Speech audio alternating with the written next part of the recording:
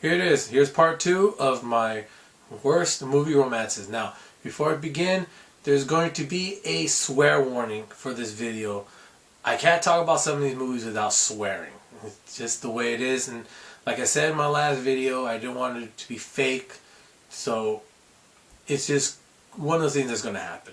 Now, if you want to say viewer discretion advised, or if you want to earmuff the kids, that's fine. But I had to talk about these movies the way I would normally.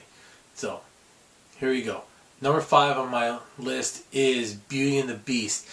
Yeah, I mentioned that there was going to be another Disney movie on here. Here it is. And it's just like Overboard in the sense that it's a Stockholm Syndrome story. He brainwashes her. The Beast brainwashes Belle into having affection for him when he's basically using her to break the spell that was put on him when he was 11. So there's no way that he actually has affection for her. He's just using her, and he gives her things like a library after he kidnaps her in order to make her believe that she actually has affection for him, and maybe he has affection for her. There's really none of that. I really don't see it. And what's interesting is that Gaston is any other Disney movie, Gaston would be the hero of this movie, and he would be taking down the Beast. Whereas this time, we're supposed to cheer for the Beast, even though he's manipulating this woman and basically brainwashing her into having affection for him. I have a feeling that after the curse is broken, maybe a year afterwards, he's just going to leave her ass. And makes you wonder what happens after this, with the spell, if he does break up with her, or she dies, or whatever. Still, it's a bad romance, bad example for women, especially when you consider that he treats her like crap for the most part, especially when they first get together, and she's living as his prisoner. So it's a really bad message to send to women and to girls. Oh yeah, it doesn't matter if he's crazy or if he's abusive or anything like that. You just stick with him, and he'll turn into a better person later on. Not the best message to send.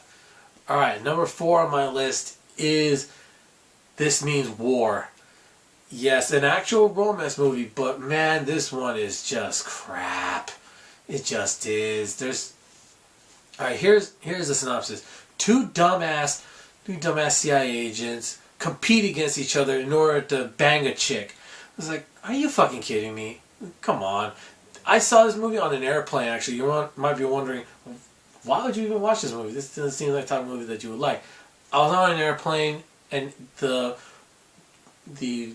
each seat didn't have the individual monitors. It was just the one big monitor in the front, and you put the headphones in. And I can't sleep on a plane, so that was basically the only thing I had to watch. So as I was watching, I was like, this is just bullshit. Not to mention, this woman that they're trying to bang she's rudderless. She's completely rudderless. She's just going back and forth between the two of them, and she has no real will of her own for the most part in this movie, and she doesn't make her own decisions, just like you would see in a lot of these stupid romance movies. And the only real decision she makes is towards the end when the car's coming at her and both of them on the other side of her going, no, come to me, no, come to me. I was like, just let the stupid car hit her. That's what I'm thinking. It's like, just let the stupid car hit her. Sorry about that. Yeah, that car should have hit her. Yeah, that car should have hit her. But she's completely meaningless. These two, I watched this like, you guys are CIA agents. You're probably really good at lying. You can just lie to any woman and just get as much poontang as you want. You just hit it and quit it. Who gives a shit? We're like, no, they actually have feelings for her. It's like, no, they don't. She's just a prize. She's just a prize for them to fight over. They don't really care about her. It's a stupid movie. Now, number 3 on my list is While You Were Sleeping. Yeah, another actual romance movie, and this time from the 90s, a Sandra Bullock movie. Now, this movie, I saw this one on TV. It was the 90s. There wasn't much else on, so I was watching. I was like, man, this woman's such a bitch. Yeah, Sandra Bullock. She's basically watching this guy for I don't know how long, and she fantasizes about him, but then when something happens to him on the train tracks that they share, he falls onto the tracks. She rescues him, and then he's in a coma for some reason.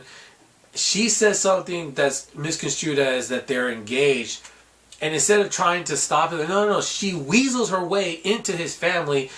Basically reasoning his way. She tried to stop it at first, but it's like, no, she went with it. And then she was basically enjoying being part of his family. She weaseled in. And then while she's doing this, she's actually falling for her brother, for the guy's brother, the guy who's in a coma. And then when he wakes up, he's like, who the hell are you? And then they have to basically tell him, no, she's your fiance.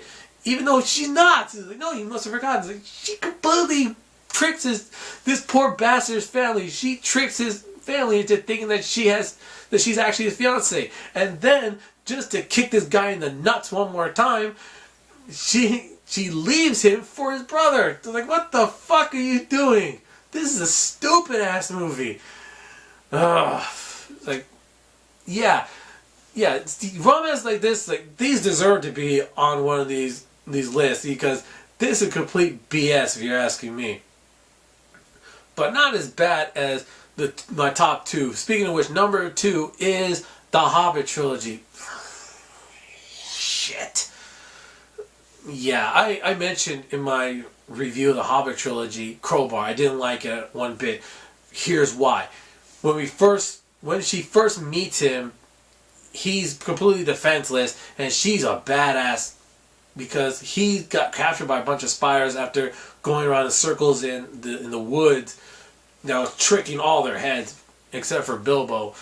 And when she sees him, she basically, there's no reason for him to fall for her. There's no reason for her to fall for him. He says something to her when she's putting his ass in a jail cell and making, I can't even really talk about this because it was one of those stupid ass, you've met each other once or twice for a day, you've known each other for a day, and then all of a sudden it's like, oh, I'm completely infatuated with her, I'm completely infatuated with him. It's like, oh, it's such bullshit.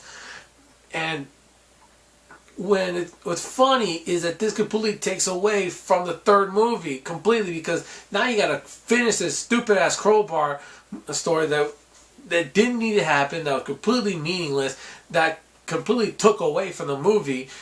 And there's a spoiler alert for the Hobbit, for the third Hobbit movie, but when Feely or Keely or Shitty, which is what this romance is, ends up getting killed, she's like cradling his body and like, why does it hurt so much when And then the Elven King, who's completely emotional through most of these movies, is because it was real. Bullshit, it was real. Bullshit, it was real. Like, God, you gotta be fucking kidding me. There's no way that was real. She's basically immortal unless you're killed in the battlefield. She doesn't age. Give it like 20 years so we'll completely forget about his dumbass, and then she'll just find the next sucker to be with. This complete nonsense. Why did you have to put this in the movie? But still, it's not as bad as my number 1, which is Avengers: Age of Ultron. Yeah, this is another. Both these movies just came out recently, and they take the 2 top spots because they do something really horrible, which is they take a character, they build them up, and then they just smash them down. Especially with the Black Widow in this one. I want to say Scarlet Witch, but it's not. It's Black Widow. We saw her character develop from being introduced in Iron Man 2, showing that she's pretty badass. Then we got to see her again in the Avengers movie. Saw again that she was pretty badass as well. Now holding her own against people with all these different abilities. And then we saw her in Captain America, the Winter Soldier. We got to see something for her comedy. She's kind of an interesting character. She's pretty cool. Her banter between her and Steve Rogers, it was good. It felt very natural. And so you're building this character, and then all of a sudden you bring in this stupid ass romance with her and the Incredible Hulk, Bruce Banner. And it's like, what the fuck? When did this happen? Like, this is complete shit. Because, again, you're building this character, and then all of a sudden you just sink her below the average part, the averageness, I guess, of a character. She's completely one-dimensional with her romance.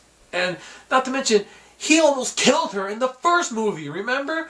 You know, when she's running away from him and she just completely backhands her into the wall, and he was about to smack it down on her and basically take her head off until Thor saves her fine ass. Yeah, that is not the basis of a romance. I mean, this is the start of, you know, a snuff film, or I need an adult. You know, one of those crazy ass movies that some people like. But it's just like, why? And then, there was no reason for it.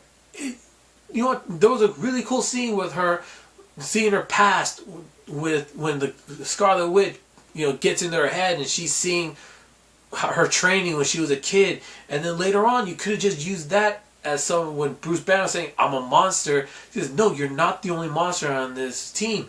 I view myself as a monster sometimes, but I'm here to try and prove myself. You can do the same thing. You didn't need the romance to make that scene even better. In fact, adding the romance took away from it. I mean, there was no reason for it whatsoever. And again, like I said, it came out of nowhere. There was no reason for it. You took this character that was being built up and could have been really cool and should have had her own movie, by the way, by now.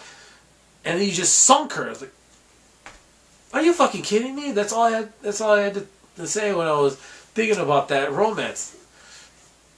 But yeah, there was just no way that this wasn't going to be number one.